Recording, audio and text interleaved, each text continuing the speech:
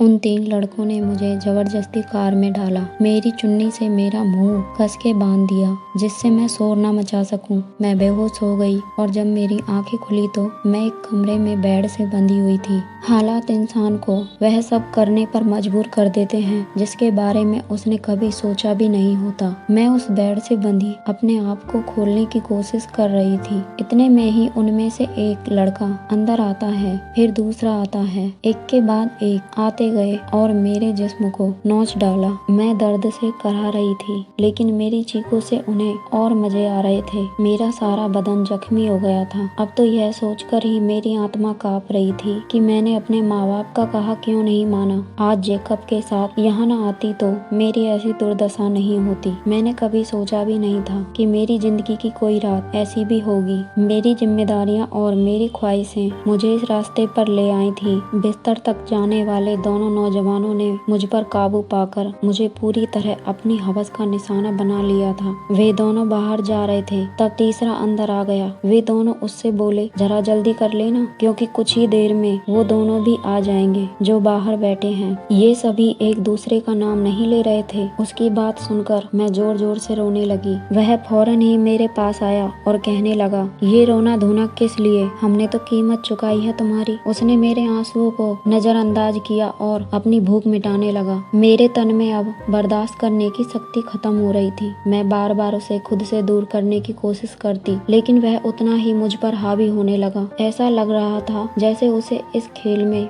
मजा आ रहा हो। मैं किसी तरह से अपने हाथों को खोलने में कामयाब रही। मैंने उसे जोर से धक्का दिया पर वह पहले से भी ज्यादा जोर से मेरे करीब आता। इसलिए अब मैं उसे रोकने की गलती नहीं कर रही थी और खामोशी से खुद पर गुजरने वाली इस कयामत को बर्दाश्त कर रही थी। वह अपनी प्यास बुझाने के बाद बाहर चला गया। उसके जाने के बाद मैंने एक नजर अपने बदन पर डाली तो मैं कांप गई। जिस्म का कोई भी हिस्सा ऐसा नहीं था जहां जख्म मौजूद न हो। और फिर तीसरा लड़का आया, उसने भी मेरे साथ वैसा ही किया। उन दोनों लोगों को मुझ पर जरा भी रहम नहीं आया था और आता भी क्यों। उन्होंने एक बड़ी रकम के बदले मेरी एक रात खरीदी थी। वह तो मेरे जिस्म से अपना अपना हिस्सा वसूल रहे थे और मेरे लिए यह रात मेरी जिंदगी की काली घनी रात बन गई थी। मेरा हाल ऐसा था कि मुझे कुछ होश ही नहीं रहा था। धीरे धीरे मेरी आंखें बंद होने लगी। फिर से दरवाजा खुला और एक लड़का फिर अंदर आया। लेकिन जब इस लड़के ने मेरी हालत देखी तो यह जोर से चीखा अपने दोस्तों पर। मुझे सुनाई दे रहा था लेकिन मेरी आंखें मैं खोलना नहीं चाहती थी। यह उनका वह दोस्त था जिसका यह फार्म हाउस था। मेरा नाम रोशनी। मैं यूपी के एक छोटे से गाँव की लड़की। मैंने 12वीं तक की पढ़ाई कर रखी थी लेकिन आज के दौर में 12वीं तक की पढ़ाई का कोई मोल नहीं था।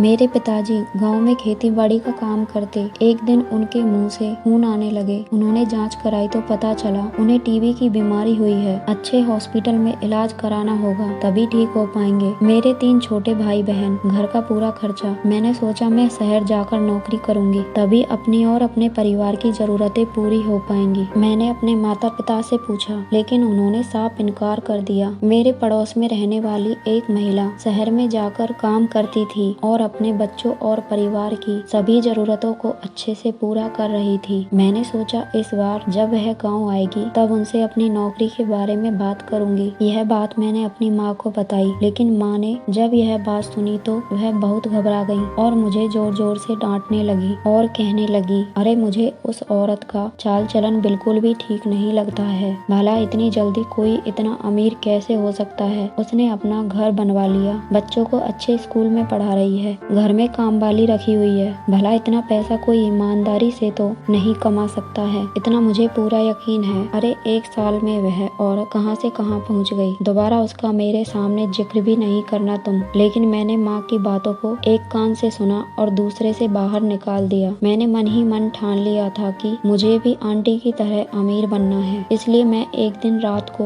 बिना किसी को कुछ बताए गांव से शहर के लिए निकल गई। गांव से निकलने से पहले मैंने उनके घर वालों से उनका पता ले लिया था और अब मैं उस पते पर पहुंच गई। यहाँ आकर देखा यह तो एक छोटी सी झुग्गी में रहती हैं। मुझे देखकर वह बहुत खुश हुई। उन्होंने मुझसे बहुत अच्छे से बात करी और पूछा, रोशनी तुम यहाँ क्यों आई हो। मैंने उनसे कहा, मुझे आपकी तरह जल्दी से अमीर बनना है ताकि अपनी और अपने परिवार की सभी जरूरतों को पूरा कर सकूं। आंटी ने कहा, ये आसान नहीं है रोशनी, तुम अभी तो यह बात बहुत आराम से कह रही हो, लेकिन बाद में पछताओगी। मेरी बात मानो, गांव वापस लौट जाओ। लेकिन मैं नहीं मानी और उनसे जिद करने लगी। तब उन्होंने कहा, तुम रात को तैयार हो जाना, मेरे साथ चलना, मैं तुम्हें उस लड़के से मिलाऊंगी। मैं आंटी के साथ गई। उन्होंने मुझे एक जेकब नाम के लड़के से मिलाया, जिसने मुझे कहा, तुम्हें कल की एक रात का 1 लाख मिलेगा, क्या तुम तैयार हो? मेरे तो होश ही उड़ गए। इतनी बड़ी रकम का नाम सुनकर मैं कुछ नहीं बोल पाई। अब आंटी मुझे लेकर झुग्गी पर आ गई। मैंने उनसे पूछा, आंटी ऐसी कौन सी नौकरी है जो मेरी कल इतनी बड़ी लॉटरी लग जाएगी? अब आंटी ने मुझे सारी सच्चाई बताई,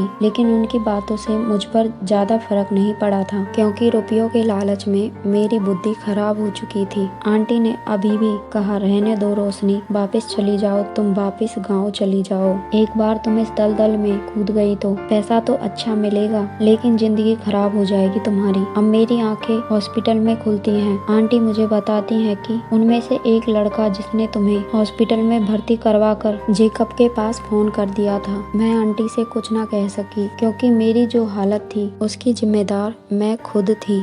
तो नमस्कार मेरे प्यारे दोस्तों, अगर आपको यह कहानी अच्छी लगी तो मेरे चैनल को लाइक और सब्सक्राइब जरूर करें और नोटिफिकेशन बेल को भी ऑन कर लें, ताकि आगे आने वाली कहानियों को आप आसानी से सुन सकें।